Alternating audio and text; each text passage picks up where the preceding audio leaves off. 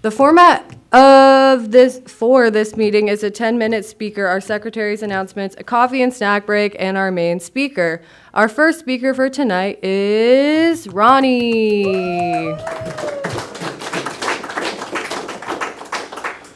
Ronny alcoholic? Ronny. You got me okay? Hear me? Okay, good. So my sobriety date is December 23rd, 1995. My home group is the Bellflower Big Book Group. My sponsor is Todd, who you'll get to hear speak tonight. So I want to first welcome the newcomers. You never have to drink again. I love AA. It's the best thing that's ever happened to me, although when I first got here, I didn't think so. But, when I was actually born in Jacksonville, Florida. I'll start right at the beginning, and that's not why I'm an alcoholic.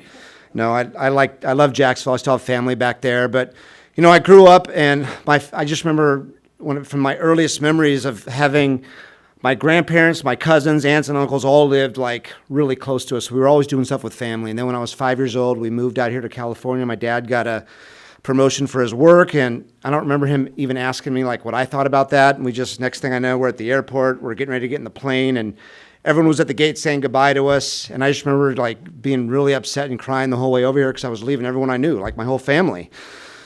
And so then shortly after getting out here, my parents realized that I couldn't really see that well, so I had to start wearing glasses, and I got teased like crazy from the kids in school and kindergarten, and I always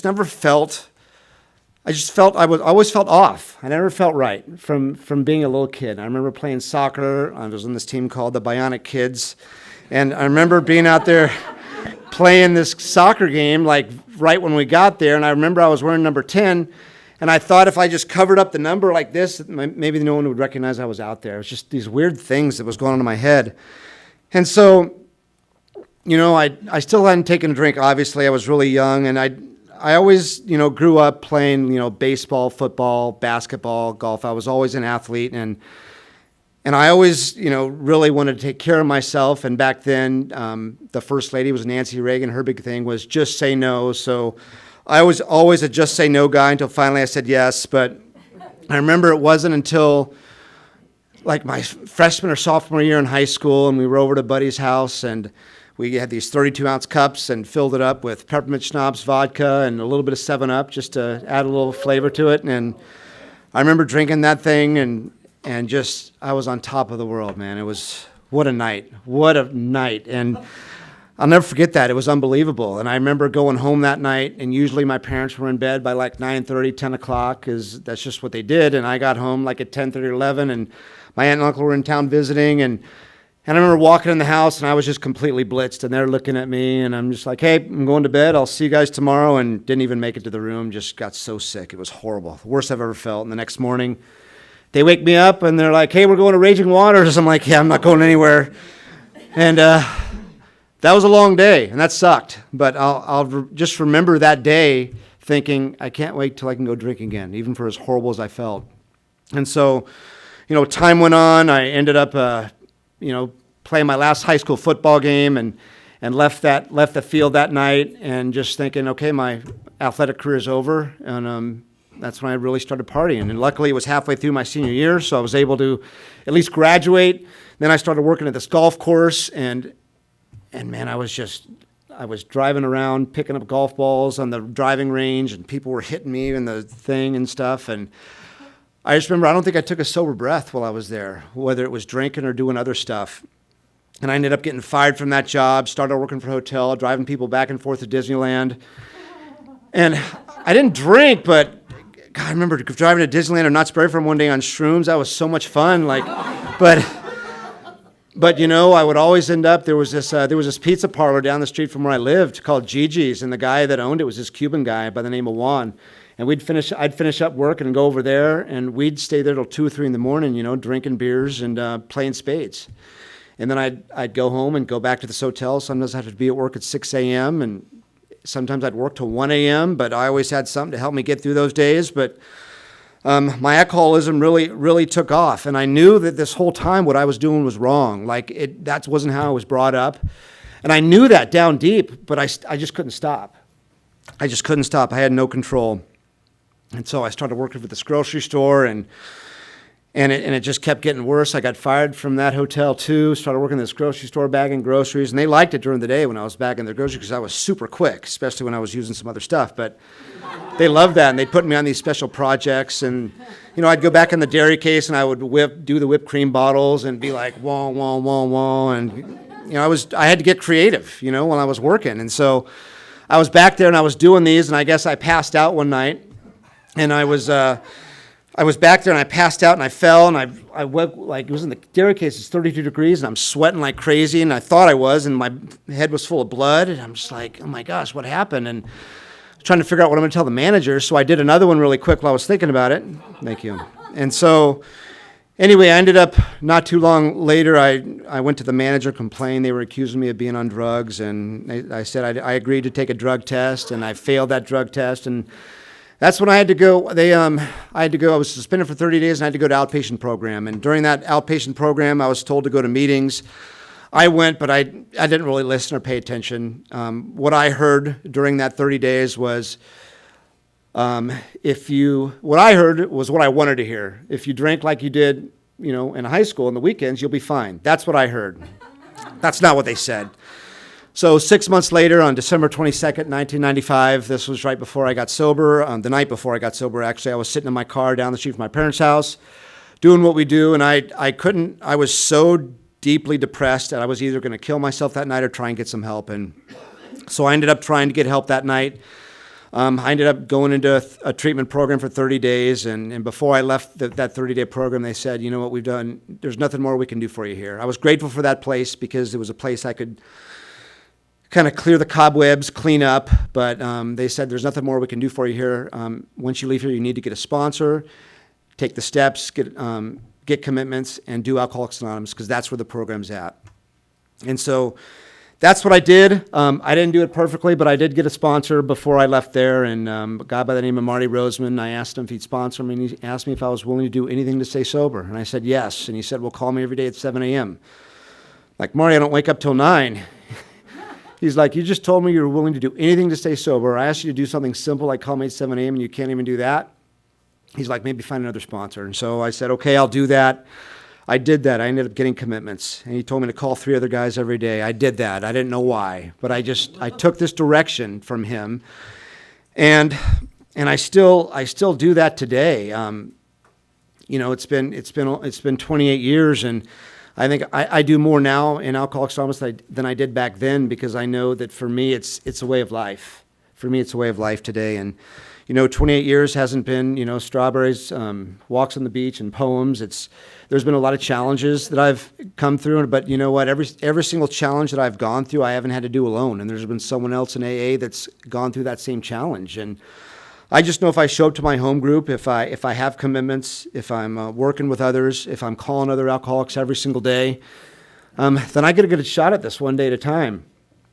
And today, my life is pretty darn good today. I have no complaints right now, and when I do have complaints, I call my sponsor, and he listens to me, and then says, well, what are you doing tonight? You going to a meeting? You calling someone else?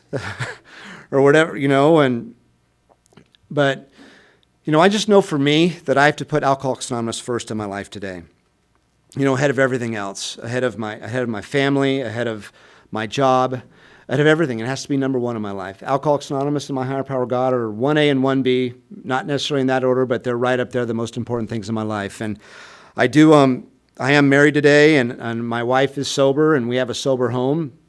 And we both have the same home group. We have different sponsors, obviously, and she has her program, and I have mine. Thank God for that. But I'm just grateful for the life that AA has given me today, and it's impossible in 10 minutes to tell you what it's done for me. But I can tell you that I hope that it works for you what's done for me, because it's the best deal in town, and you'll get a little bit more into that from when Todd talks to you. But that's all I got. Thanks.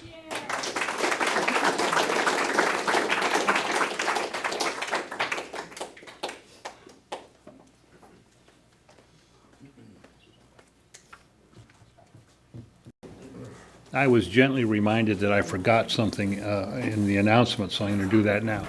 We have a email and phone list which is a valuable tool of sobriety. And if you want to be added to the list, on the piano, there's a clipboard there. Put down the information. And every week, Jan sends out an email with announcements from the meeting and also identifying who our fabulous speaker is going to be. The last one said our fabulous speaker is going to be Todd. So, however, that's the leader's job. So why don't you come up now and take over? Thank you. Thanks, Andy.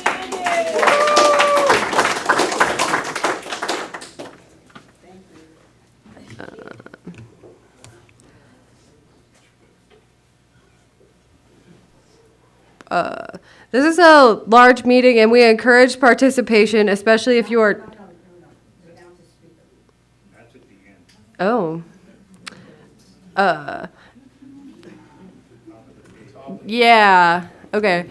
Now our main speaker will share his experience, strength, and hope with us. Please join me in welcoming Todd from Bellflower Monday meeting.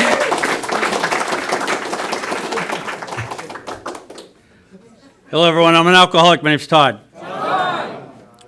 And it's by God's grace, Alcoholics Anonymous and strong sponsorship. I've been clean and sober since April 29th, 1983. And for that, I'm forever grateful. Thank you, Alan, for inviting me to come share here at your meeting. And thank Ronny and Taylor for riding up here with me. I live in Laguna Hills, in case you're wondering. My home group is the Monday Night Bellflower Big Book group. If you're ever in the area at 7:30, you can come sit with us and 400 other people.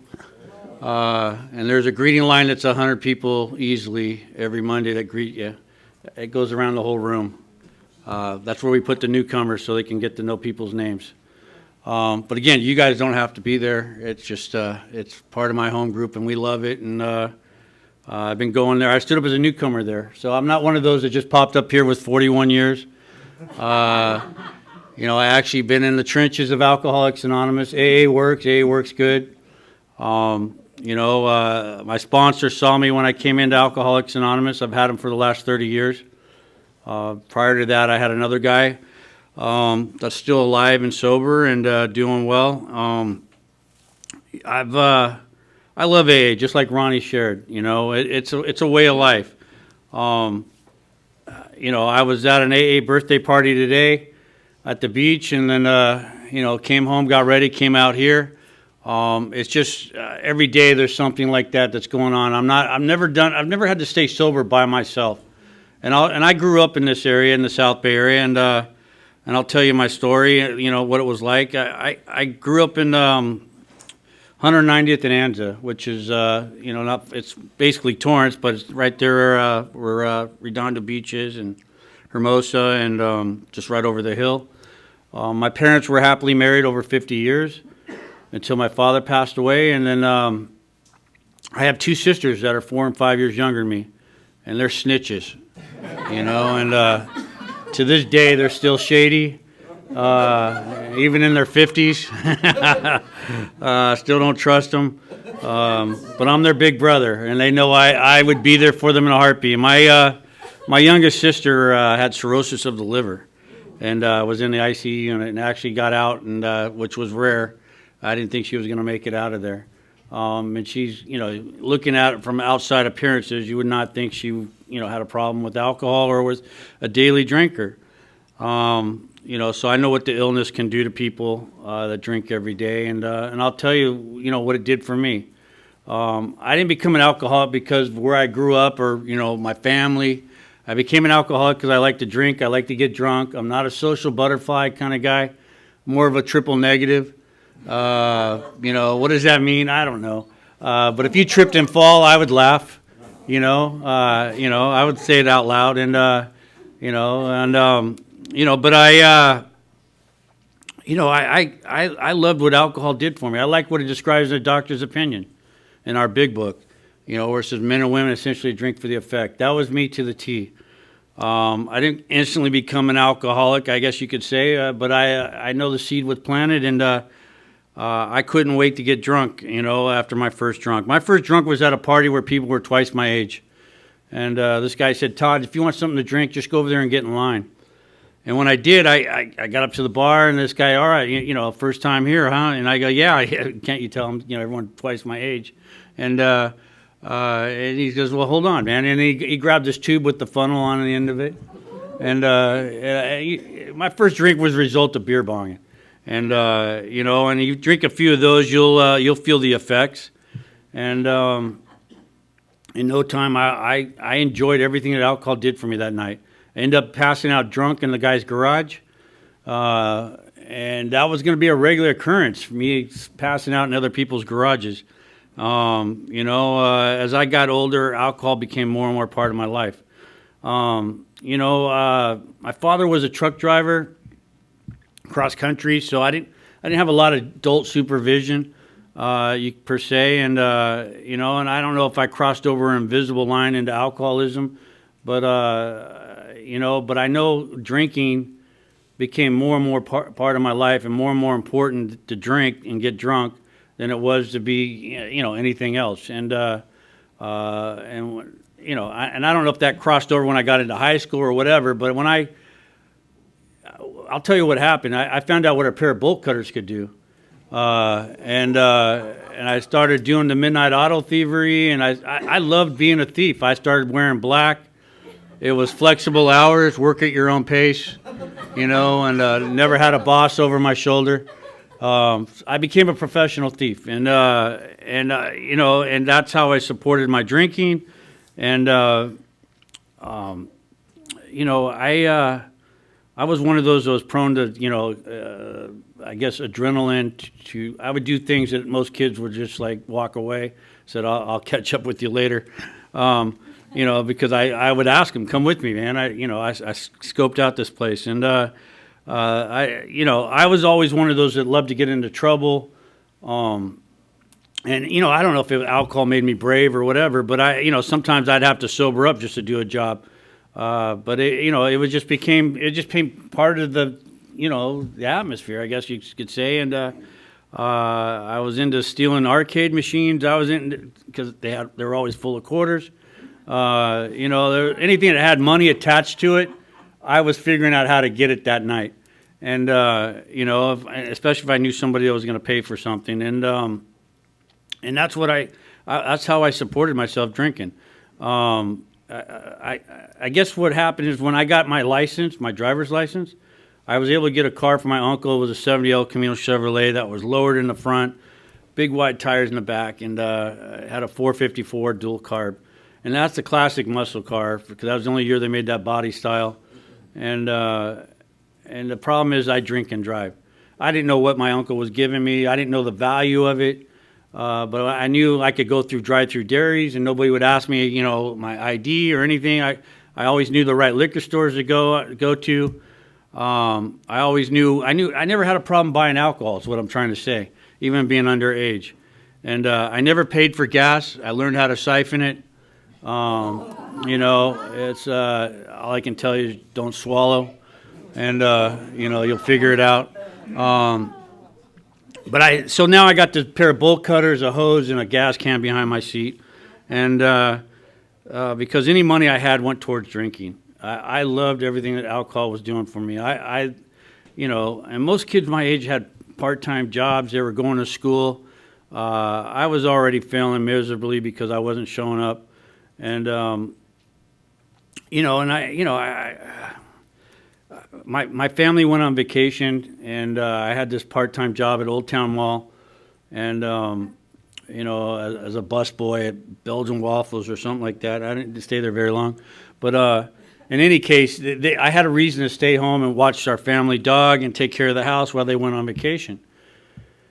And it's like 4 hours after they're gone, I see a beer commercial comes on, and what I saw was steak and lombrow, having a barbecue, people having a good time. And I've never barbecued in my life at this time, because I was only 16 years old.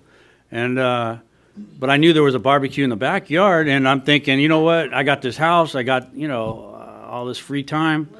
You know where I'm going. And we were able to get a keg. I had a pump. And I put the keg in the garage, and I put the dog in my parents' room. And, it wasn't the type of dog that would, bark. He bit really well, though. And so I thought, all right, he's going to protect their valuables, whatever's in there. And I just proceeded to get drunk. And what happened is, it's only a one-story house. I didn't live in a big house, but it was, before I knew it, there was 300 people in the house. And most of them I did not know and didn't care because I was getting drunk, having a good time. And somewhere in the midst of the night, I thought, you know what, I got to let that dog out.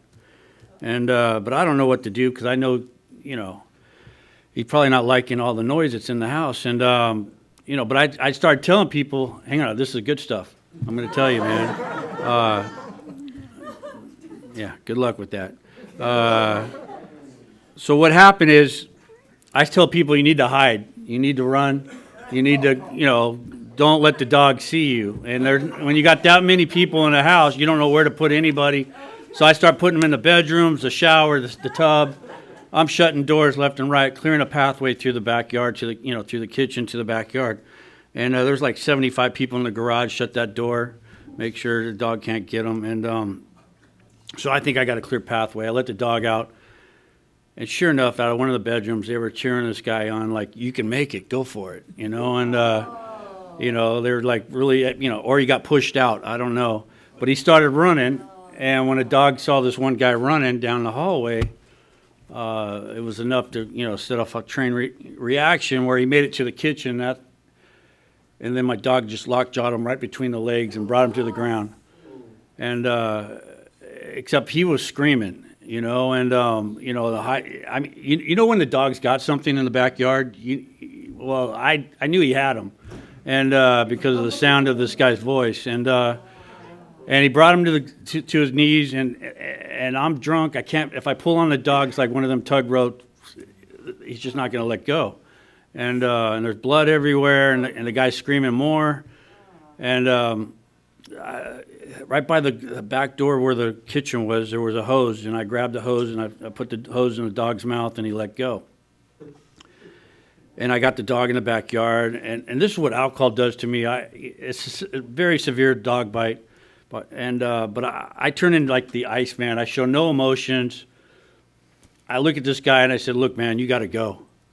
You're bringing people down, and this. I don't know who brought you, but whoever did, they need to take you, to the hospital, because I wasn't going to take any responsibility for that, and I come to the next morning, and once there's severe dog bite like that, animal control comes to your house, and they put a big giant sign on your gate saying quarantine. And what happened is when my family came back from their vacation, there was a lawsuit because being a minor myself, and it was just a big ordeal. Beer bottles in the gutter in front of the neighbors' homes. A couple houses got eggs. I got blamed for everything. The house was destroyed, burned couch, marks, all that stuff, broken glass. And, I didn't think anything of it because that was just like, all right, this is what happened to my house. I can't wait to go to your house, and, that's the way I looked at it. I took my lumps and, now we're going to go to your house. And, I was always like the guy that couldn't wait for payback, and I'm one of those that's had stitches everywhere. And, I've had broken bones, you name it, as a result of, I know it's like to be so drunk where you got to hold yourself up on a chain link fence, just so you don't fall. And, I know what it's like to be so drunk where you can't defend yourself, and it's just, so this is where my drinking is going. It's just getting worse. It's not getting better. It's not a social thing anymore. It's more like I need it for relief. And, and that's what I looked for when I drank. I was looking for that relief. And, I couldn't hold a job anymore, especially I tried selling carnations on the street corner, not far from here, right there on Inglewood. And it was like, as soon as I got $20, I got enough to get something to drink. I'm out, left the bucket. And, it was just like, and I'm the kind of guy that, I'm the type of guy that'll steal $20 from you, then help you look for it. I wasn't a good friend anymore. I was a taker. I was a user. I'm the guy that ruins Thanksgiving. I'm the guy that ruins Christmas because all I know how to do is take. I do not know how to give, and I don't have anything to give, unless I stole it. And it just, I got in 2 major accidents 1 week, both times under the influence of alcohol. The first time was went through an intersection, took a VW Bug completely off. Luckily, the guy was okay. I saw he was moving around, and my car was still running, and I took off, and so it became a hit and run. And then 3 days later, on a rainy day, I tried to pull out of a supermarket, and I swiped a pickup truck and banged up my right front fender and hood pretty good. And I saw the guy was okay. I took off. 2 hit and runs in 1 week, and trust me, the cops can catch me anytime they want. It's just I'm not. By now, I'm not parking in front of my parents' house. I'm not living at that house. I'm living in other people's houses, and my family has no clue where I'm at. And then once I took that right front fender off and the hood off, I still drove the car, by the way, but it finally died of alcoholism. It just wouldn't run no more, and blew a connecting rod. So now I'm stealing basically skateboards and bicycles, anything that's unattended, and to get around. And I'm living like there's no tomorrow, but I'm always looking over my shoulder. And I don't know if you know what that feeling feels like, but you don't have a care in the world, but you're like, where am I going to get my next drink? And it meant for me breaking into my sister's piggy bank so I can get $1.29, so I can get a quarter Miller at the liquor store, pimping beer, and then doing the beer runs, and actually grabbing a case and running. And and I'm not a fast runner, by the way, so sometimes I had to drop it. But it's just that's how I'm living, man. Just like there's no tomorrow. It's not like you wake up one day and say, "Oh boy, let's go to AA." That was not a thought in my mindset. And by this time, I'm a high school dropout.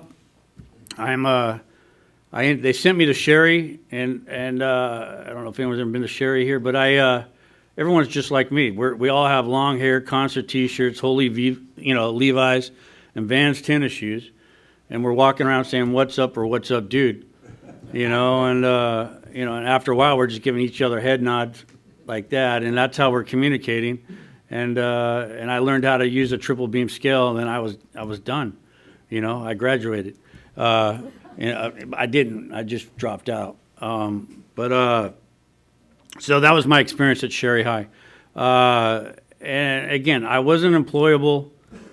I got down to 120 pounds. My eyes were sunken in. I remember looking in the mirror, and I was I wasn't holding my liquor down. I was getting sick a lot, physically. And I used to be an athlete as well, like Ronny was talking about, and it just loved baseball, loved football, all that stuff, and it all went. Once I started, getting dropped out of schools, I was done, so that's why I woke up and needed a drink. That's how I really, I needed that relief, and to look people in the eye. I couldn't look anybody in the eye, especially when I got sober. And so what happened for me is. My old man was in town, and he saw a lot of himself in me, and he just saw, if love could have got me sober, I would have got here sooner. It had nothing to do with love. It was just I wasn't willing to get any help. But this one day, I said I need help, and he had insurance, and I ended up in a place called Doctors Hospital Lakewood. It's a food court now. But at the time, it was a place for people under 21 to get sober. I put the funny PJs on, not willingly, but I had nowhere else to go. And I didn't know if I was going to stay there or not, but I was physically sick. I was physically ill from drinking. And, on the third day, they gave me the big book of Alcoholics Anonymous. I saw it around there. There it is. And I don't know about you, but I wasn't reading books that big, and I didn't get excited. I wasn't going to cuddle up next to it and read it at night. It looked like a homework assignment. I was a high school dropout, so that's why I was really, not embracing, reading the big book. and the reality is I was afraid you'd know my weaknesses. I was always so good at hiding my weaknesses, the street mentality out there and, survival instincts that you don't want anyone to know what's going on. You don't want them to know that you can't read or anything like that. And, or that you failed and, that you were a high school dropout for me. And, I had warrants out for my arrest, didn't show up to court. All that stuff was going on. Had a high school friend die from a drunk driver, and they wanted all the proceeds to go to MAD, Mothers Against Drunk Driving, and I didn't know anything about that. I ended up just showing up to the funeral drunk and embarrassed the family, and it was a horrible experience, and I didn't know how to make that right. I really did not know how to make that right. It wasn't until I got sober and my sponsor took me to the gravesite, the cemetery, where I got to make amends. And that didn't happen until I was, working the steps. But in any case, that I had plenty of those stories to tell you that I just, made families uncomfortable, or, I did things that were just not right. They weren't healthy. They weren't, it's what I was, full on into alcoholism. I didn't think about it. I was selfish, self-centered, like our book describes. I didn't think of other people or even care. And I didn't know how to stop that.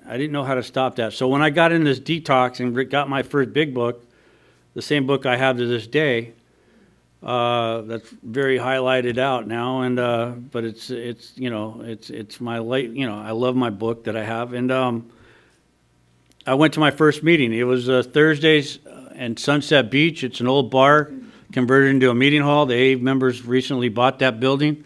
But at that place, the only reason I give it so much credit is because it was the first time I ever stood up as a newcomer and I said, I'm Todd, I'm an alcoholic.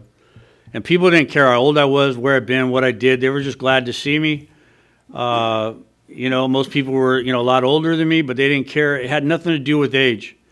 They were just happy to see me, that I stood up as a newcomer. And a few of them gave me their phone numbers. And I remember this guy tried to hug me, and I wasn't into the touching game, and what I didn't understand is I didn't know that it was unconditional love. I didn't know that you guys, I saw something here in my first meeting. I saw people were happy, joyous, and free. They were laughing. They were enjoying their sobriety. I just didn't see any point in it. I couldn't feel it. I couldn't see it because I was still getting sober, and, so when you see people hugging each other, that's just unconditional love. And it was all new to me. It was all foreign to me. Excuse me. But what happened is I went to the next meeting on Monday night. That was a Sunday night when I was at Thursdays, and then Monday night was the Bellflower Big Book group, where I got a sponsor. His name was Big Todd. And it was funny, when I was out there drinking, I never ran into people with the same name.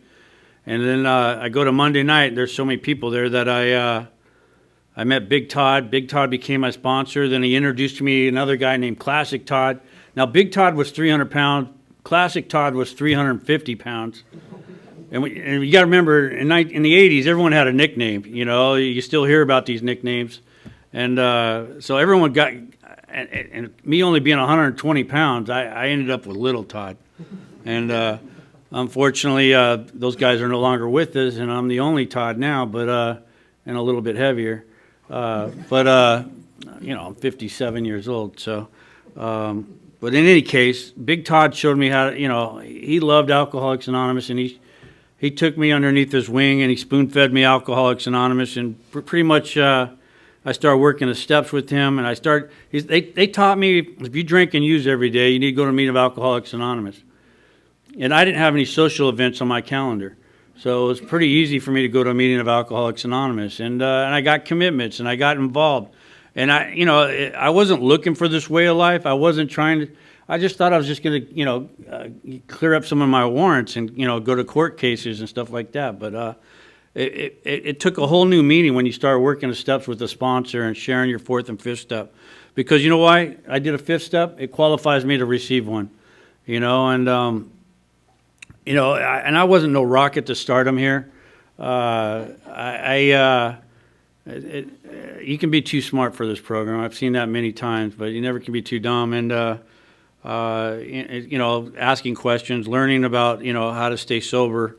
It's a process, and luckily I had good sponsorship, and they told me I had to get a job, be self-supporting, and that was a hard one because I still had a good driver's license, but I didn't know what kind of work I was going to do. I just, and I was offered a job to work for a repossession company, stealing cars legally, and they said I had some skills they could use, and I was still young enough I could jump fences, stuff like that, and of course I took this back to my sponsor. I said, look, I got a job, and he goes, oh man, you got to get a job during the day like the rest of us, and I said, well, he just doesn't understand. You guys told me to be self-supporting. These guys are offering me work, and I think I'm going to try it. And I did. My first year and a half, I was stealing cars, and everybody in AA was freaked out about it because a lot of them had their cars repossessed, and they didn't like the experience, and I would tell you, hey man, I'll let you know if we're coming, and you can like hide it a little bit, and because I don't know about you, but I love driving other people's cars when they don't know it, and because I like going through their stuff, it's mine.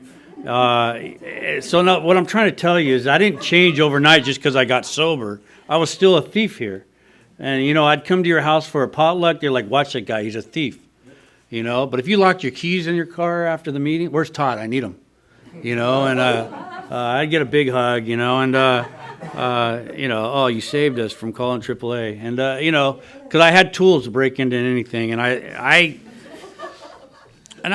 would go to a meeting every night, but I couldn't wait to go to work. And people didn't understand why I was so excited, and because I started eating 3 meals a day. You gain a lot of weight when you get sober. And I had a lot of energy, so I was moving, and I was enjoying it, and but I finally got out of that work when a police officer pulled me over. I was in a Mustang, a stick.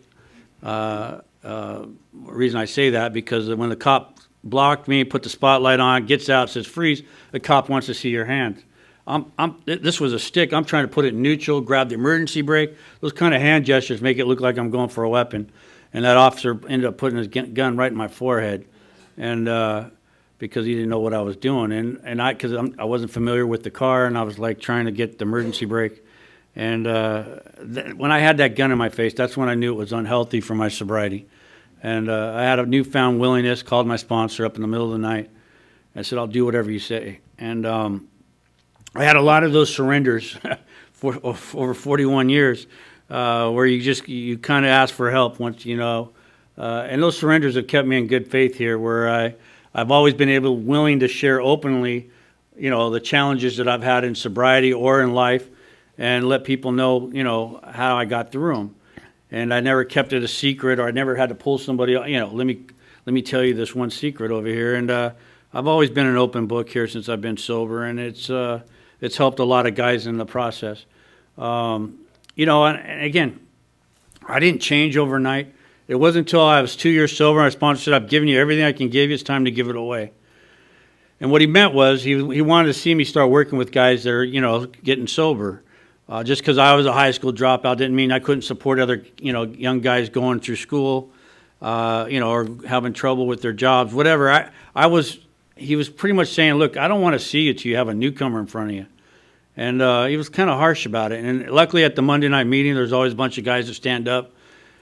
And at the break, I went up to 3 guys and I said, all right, which one of you guys want to stay sober? Let's cut out the small talk. And, one guy out of 3 raised his hand and says, I want to stay sober. And I looked at him. He was pale white, different color hair. He didn't have any shoes on. I just started wearing a collared shirt, so it wasn't a big deal to me.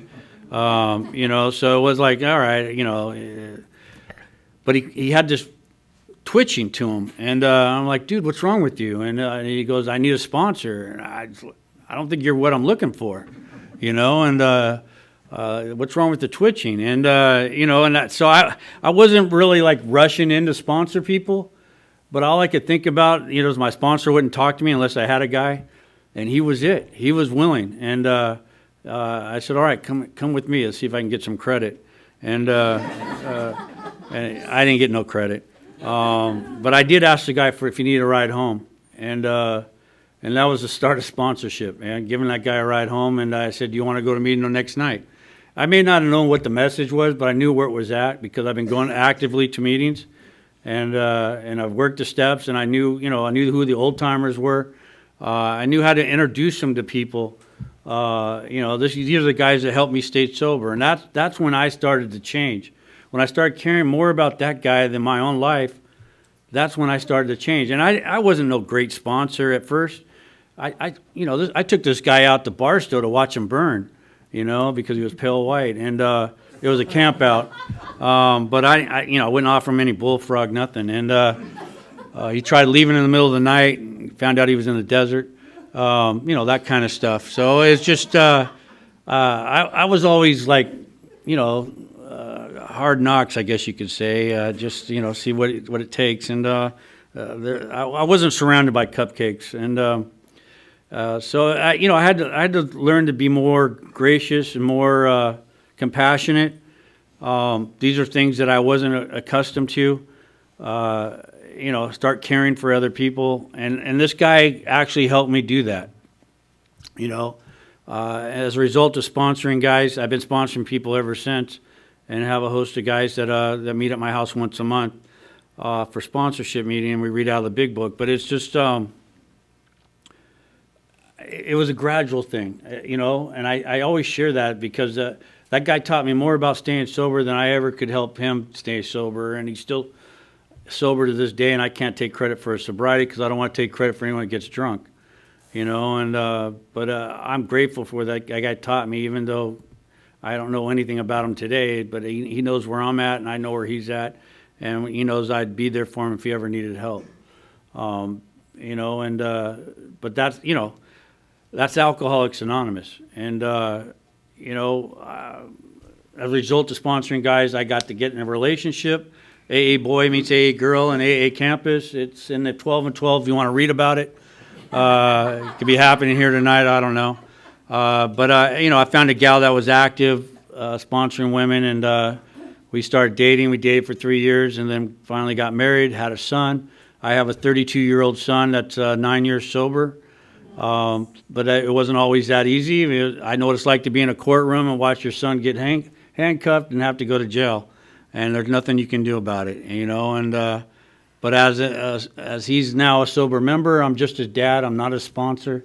He's doing well. He's got a job, got an apartment. He's doing very well. And I was around him today at this AA party, supporting his friends. And it's a good deal.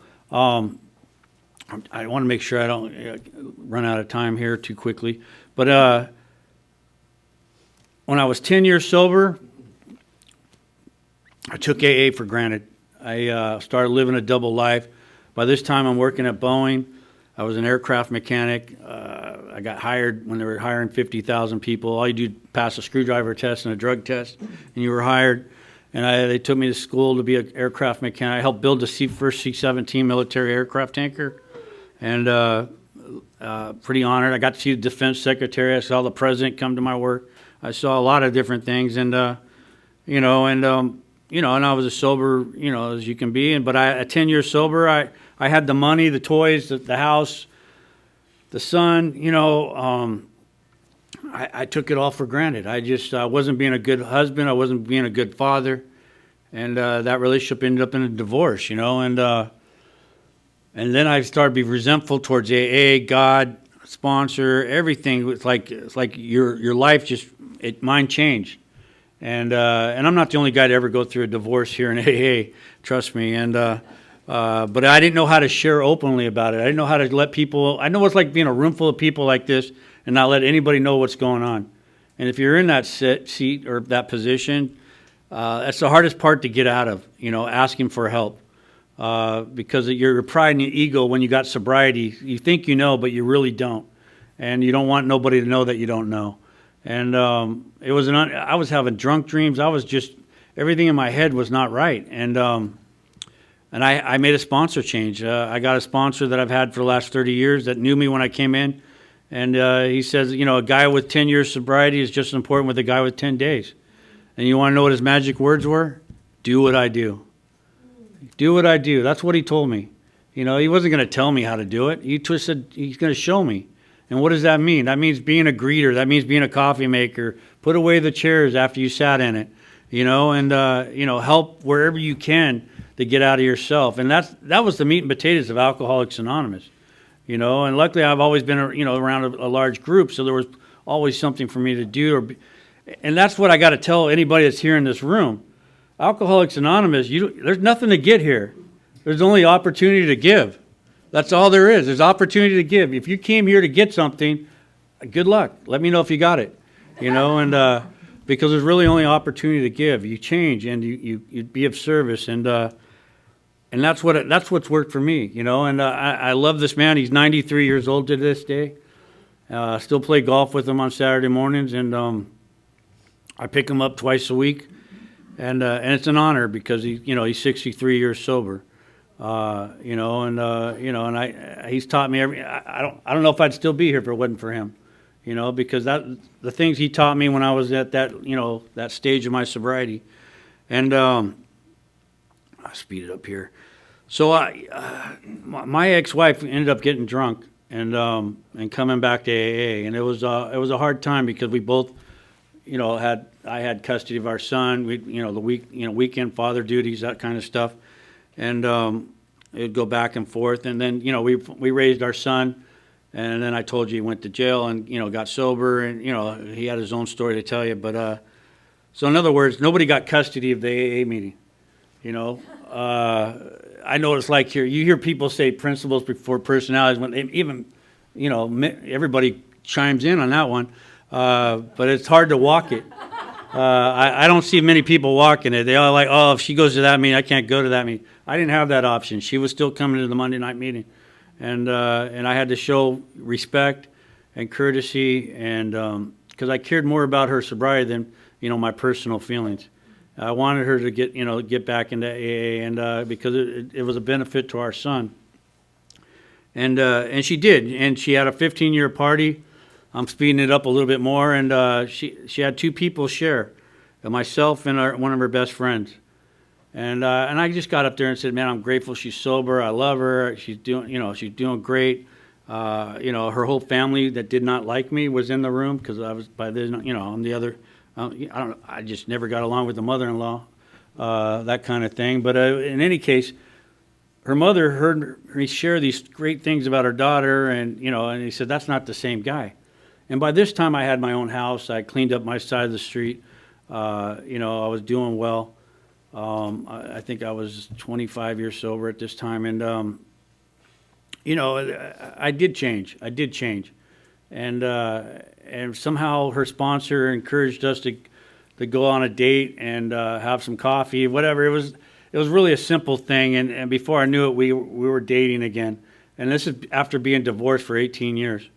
And again, neither one of us were trying to get back together. I was living my life, she was living hers, but we were supporting each other in a positive way. And for the last 12, 13 years, what happened is we both sold our homes and moved to Laguna Hills, where I live today.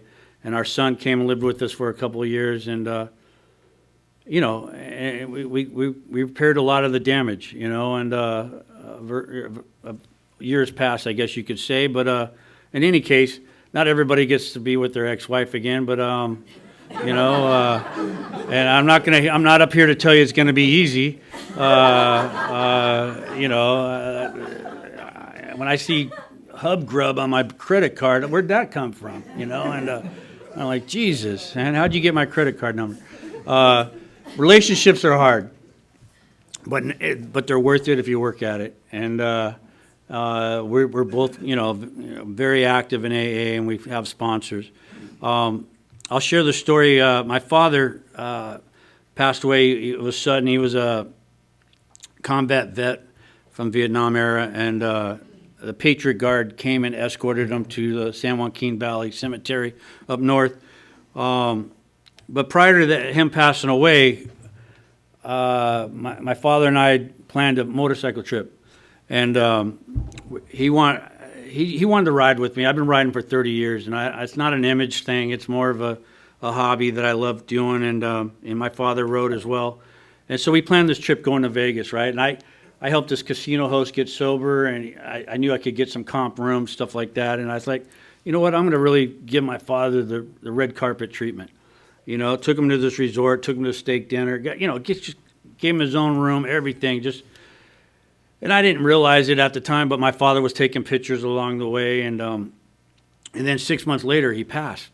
You know, and I told you the Patriot Guard came and escorted him, and I supported my family, and was executor, did all that good stuff. But when the real heartbreaking, well, I don't know if it's heartbreaking, but when we went back to the house after the services, up on the wall was the picture of the motorcycle trip and the room key and all the things that we did that weekend that I did with my father. And the reason I tell you this story is I always encourage the guys I sponsor is make sure you're current with your family.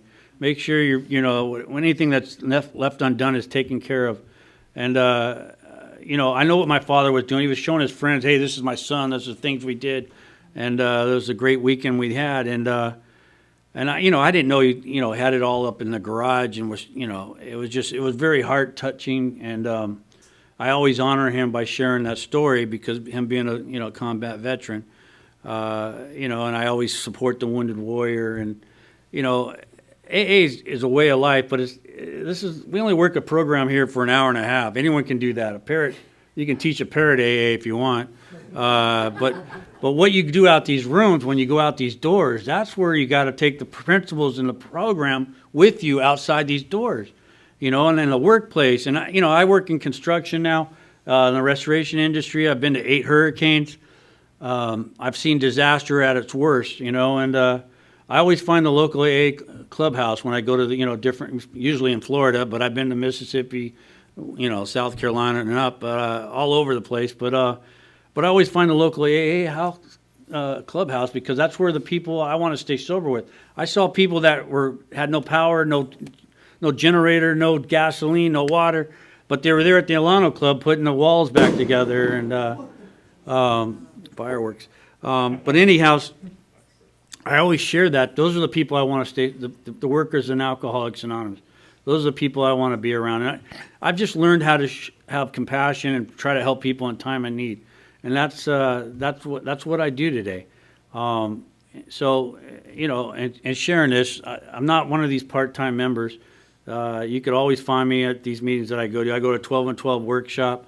I'm always at Sunday night in my own AA community at Legacy there in Laguna Hills. And then, of course, Monday night is a large meeting plus whatever I'm doing on the side in AA. So this is I love it. It's my life. I eat, breathe, and sleep it. I'm one of those guys that will answer the phone at 2 o'clock in the morning. You don't have to try and challenge me, but I will be there for you if you want to help. I answer phones for central office. Whatever I'm asked to do, I just show up and do it. And the more you say yes, the more your life will get fuller. And God bless you, and thank you for listening to my story.